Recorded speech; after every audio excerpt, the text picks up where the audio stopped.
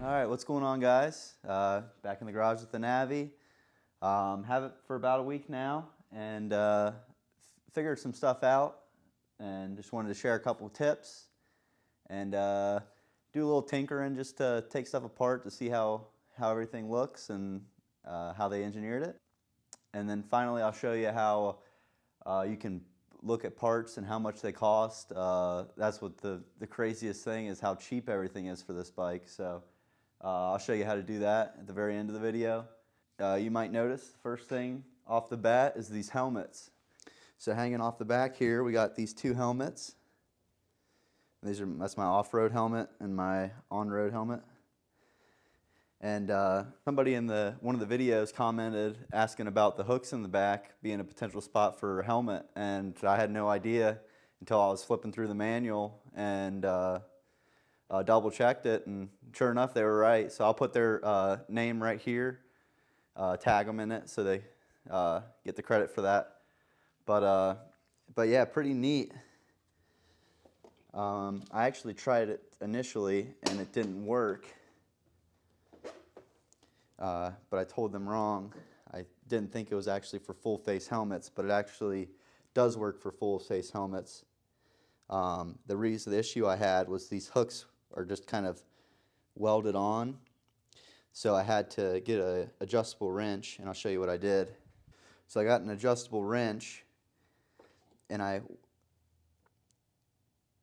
got some leverage on this bar here, and I pried it up, bending these tabs up so it's easier to get the helmet on and it would go further in. So that's how they sit in there. And yeah, one on each side, one for the passenger and one for the driver. So I thought that was pretty neat. I had no idea until somebody mentioned it in the comments. But yeah, that's what it looks like on the bike.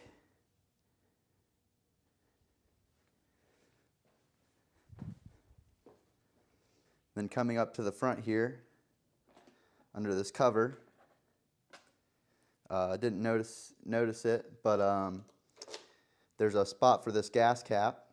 So you take the gas cap off, and this spot right here, you can see it just holds it. So you don't have to find a weird spot to put it or anything. It just sits right there while you fill up gas. And this thing, I thought this was going to be super awkward when filling up the tank, but it's actually not bad. There's plenty of room to wrap it around, and you can see pretty well, so it's not a big deal at all. Now I just kind of want to mess around, see how things are designed. I'm really curious how the air filter looks, so I'm going to take it apart and see how restrictive it is, and go from there.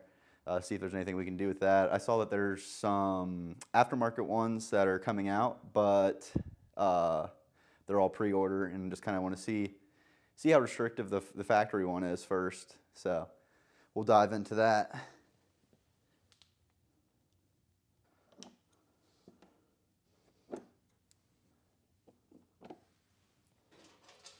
Just to note that these screws for this air box are all the same.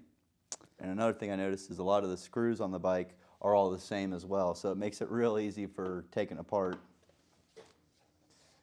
And then on the back here, you can see this is the intake, and it comes down, snorkels in, it comes out right here into this giant air filter.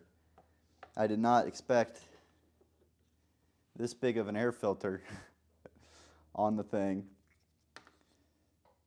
See, it's got the flame arrestor on the back, and I think I'm going to take that off, be a little bit less restrictive. Not that it's any restrictive at all right now, but I've done it to a couple other bikes in the past, and it's been fine. So, but there is some people fear that it could backfire.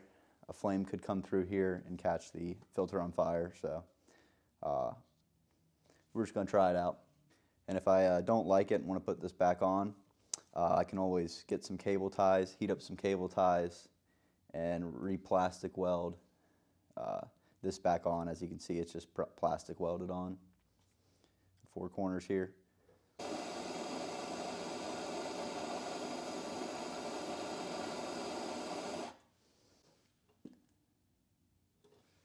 Got the old beat up screwdriver here.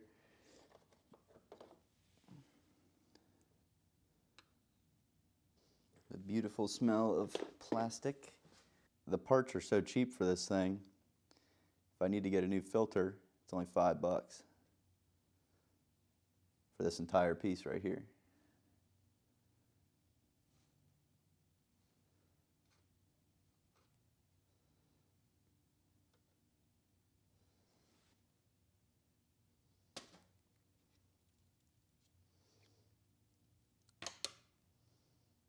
Kind of making fun of myself here because this won't really do anything, I don't think, because the exhaust outlet is no bigger than my pinky. So,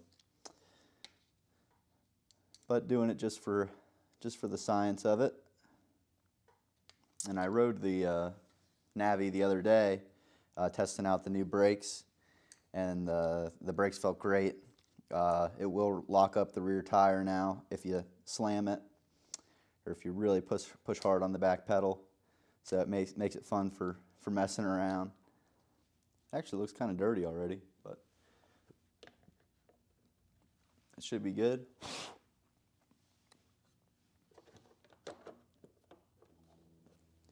And throw it back together. Before I go into showing you where you can get parts at, I just wanted to show you that I did go ahead and reinstall the front bracket where the reflectors were, and I threw a sticker on there. Just wanted to show you what it looked like. I thought it looked a little bit better than, but let's jump on the computer and I'll show you how to look up parts and see how much things cost. Alright, so you go to RockyMountainATV.com's website and you click on OEM parts, then Honda. Then you're going to want to go to Motor Scooter 2022 and click on the very first NVA 110. It's going to be for the NAVI. And then for this purpose, I'm just going to show you how much that air filter cost. As you can see, it's number 1, and total is $5.30. Note that a lot of this stuff is on back order right now, but that'll shortly change. It says a lot of the stuff will be back in stock on February 11th. Now I'm jumping over to the handlebars and levers schematic, just to show you that the cable that I utilized for the foot brake is only $4.36. You had to sand it down to modify it to make it work. And now I'm going to jump over to the carburetor, just to show you that the entire carb is $60. I still, or just a little under $60. I still couldn't believe how cheap it was. All the parts for this bike are so cheap. But yeah, I've gotten a bunch of stuff from Rocky Mountain. They get stuff out pretty quick if it's in stock. But yeah, check out RockyMountainATV.com. Appreciate you guys watching, and we'll see you in the next one.